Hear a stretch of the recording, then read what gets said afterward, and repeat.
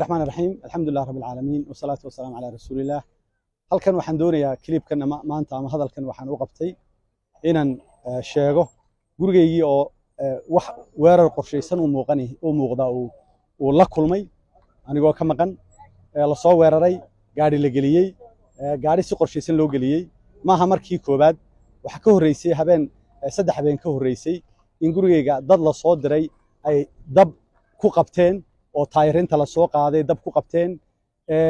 markay dabka ku qabteen iyo kan way xiriir bay leeyihiin kan waxa uu yimi sida iminka inamadu ii sheegeen sirdoonka yimi isla dhacdadiiba gaarigii lama qaban lama baadhin inamadii masaajidka joogay ee gaariga la jiray baa qaarkood la yiri maxaa u sawirteen waxay muuqataa weerar qorsheysan oo ay dawladdu ku tala gashay oo ay doonayso inay ku cabsi geliso maaha labadaas oo kaliya waxa ka horeeyay oo ku saddexa in aniga iyo musharax madaxweynaha iyo musharax madax ku-xigeenka markii ay dhacayeen dhalinyaradii mudaharaadka u soo baxay inay sameeyeen gaari inay damceen inay najirsiiyaan waxa soo dhami waa cabsi gelina doonayna lagu cabsi geliyo waxaan leenahay waxa doonaysaan dila waxa doonaysaan xidha waxa doonaysaan qaada waxaasuna cabsi gelin maayaan inta doonto soo kaxayso ilaa hadda nimanka sheeganaya amni baanu ilaalinaynaa ee ku celcelinayay ee lahaa amnigaanu ilaalinaynaa amniga muwaadiniinta aanu ka mid ka nahay ee intaa soo dhacday marraba kamay jawaabin gurigeega la gubay dabka la suray kamay jawaabin gurigeegan iminka waxa weeye dhacdada ku dhacday ee la dumiyay gaariga dumiyay waa gaari dawladdu leedahay wasiirka gaashaandhiga iska leh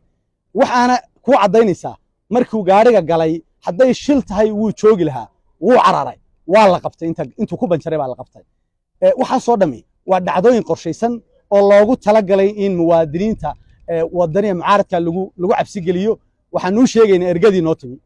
aanu hore ugu sheegnay nabadda aanu hore ugu sheegnay inaanu joojino mudaharaadkii inay dawladdu wado provocationkii inay cabsi gelin wado inay rabshad wado inay iyadu rabshadii doonayso oo u yeeranayso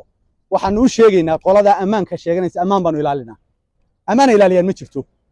waxaad arkaysaa taliyaha booliska iyo wasiirka gaashaandhiga ku celcelinaya ammaan baanu ilaalinaynaa ammaanka waxaanu mas'uul ka nahay oo hogaaminaa inta badan mujtamaca reer Somaliland oo 70% ka badan ayaa labada xisbi mucaaradku hogaamiyaan ammaanka noocaasa ayaa dadka noocaas baa rasaas lagu riday ammaanka uu sheeganayay waanu ilaalinaynaa miyaanay muwaadiniintan mucaarad ka mas'uul ahayn miyaanay ka mid ahayn miyaanu ka mas'uul ahayn yaa uga mas'uul ah